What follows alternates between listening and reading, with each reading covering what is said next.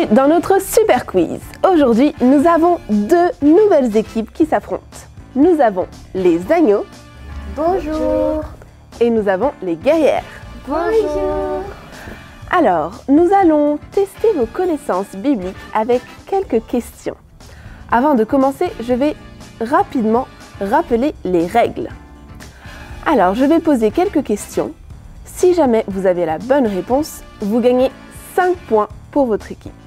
Si jamais vous répondez mais que c'est la mauvaise réponse, vous perdez 1 point. Première question. Choisissez la bonne réponse. Quelle est la chose la plus importante pour laquelle je dois me préparer? Pour mon avenir, pour ma carrière, pour mon éternité? Pour mon éternité. Pour mon éternité. La réponse est exacte. Nous passons à la question suivante. Deuxième question. Comment fait-on pour connaître Jésus? Oui. Comment dire ça? Tic, tac, tic, tac. À l'église? On va à l'église, c'est pas la bonne réponse, ça ne suffit pas. En ayant le Saint-Esprit? En ayant le Saint-Esprit, oui, mais c'est pas la réponse que je cherche. Oui. On doit lire la Bible, on doit prier, on doit louer, aller à l'église. Et tout ça, ça consiste en quoi? Accepter Jésus dans notre vie. Accepter Jésus dans notre vie. On donne notre vie à Jésus, on est sauvé, mais c'est pas la réponse que je cherche. Comment fait-on pour connaître Jésus? On prie. Je vais donner la bonne réponse. La bonne réponse était: pour connaître Jésus, je dois avoir une relation intime avec lui. Et oui, on peut tout faire, mais si on n'a pas une relation intime avec Jésus, on ne le connaît pas. Nous passons à la troisième question. Combien de vierges il y avait-il dans la parabole? Oui, 10.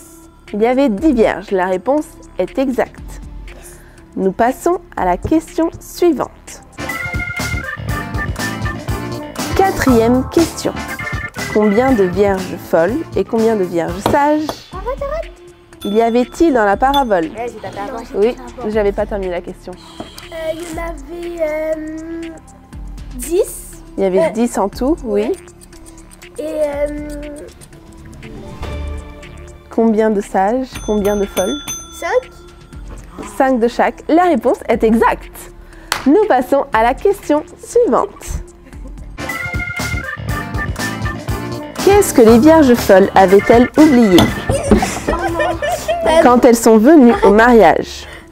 Ils avaient oublié d'allumer leur bougie pour accueillir le roi. C'est pas exactement ça.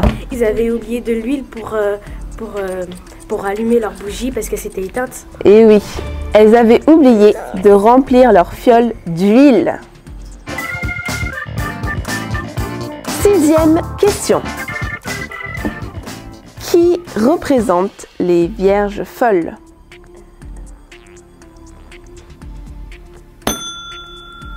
Ce qui représente les vierges folles, c'est que quand Jésus il va revenir, ils vont dire que eux ils venaient à l'église, qu'ils ont prié, mais que Jésus il va leur dire qu'il ne les connaissait pas.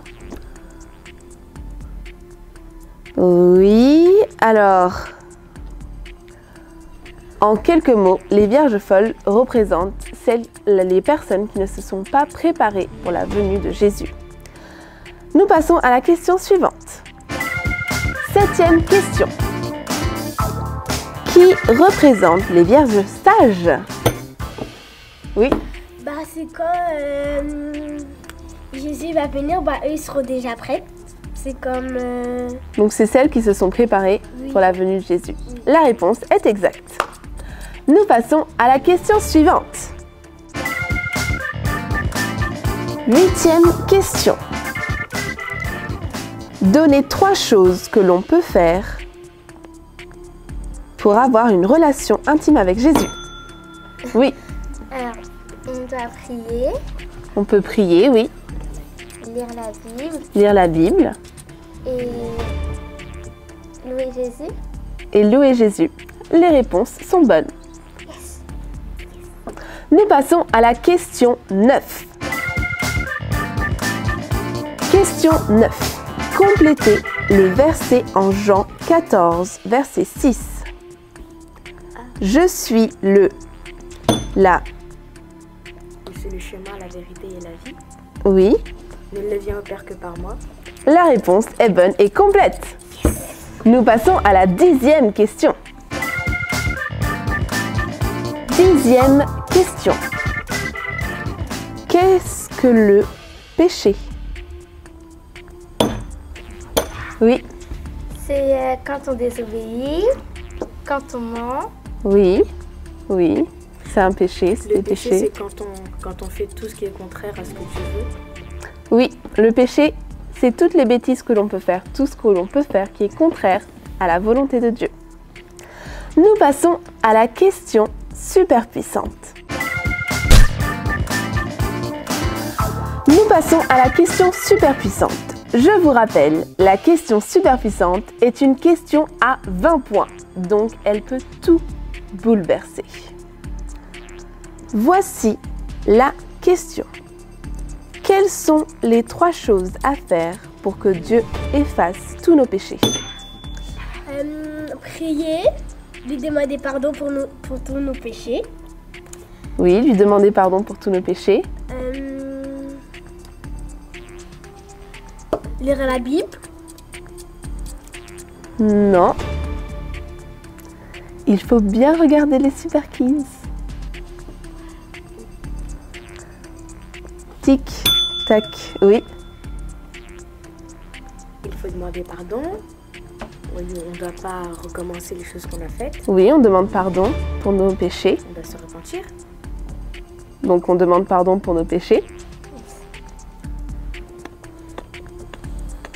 Tic, tac, C'est quoi déjà Tic. la question? tac. Je répète la question. Quelles sont les 3 choses à faire pour que Dieu efface tous nos péchés? Demander pardon, ne plus jamais recommencer. Demander pardon à Dieu pour tous nos péchés, oui. Ne plus Il jamais manque 2 choses. Ne plus recommencer ce qu'on a fait. Ça fait partie de demander pardon à Dieu pour nos péchés. Donner un cadeau à Dieu. Non. Je suis sûre. 5, 4, 3, 2, 1. Se faire baptiser. Non.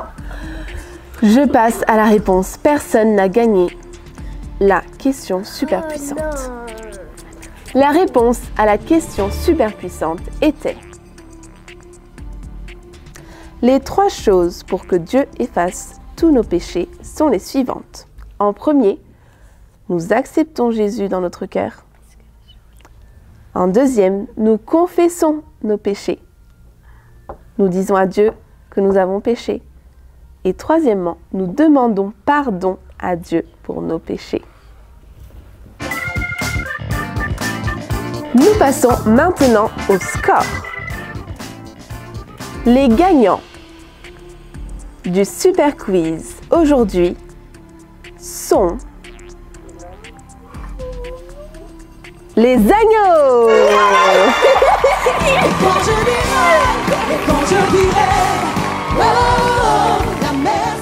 Notre super quiz aujourd'hui est terminé.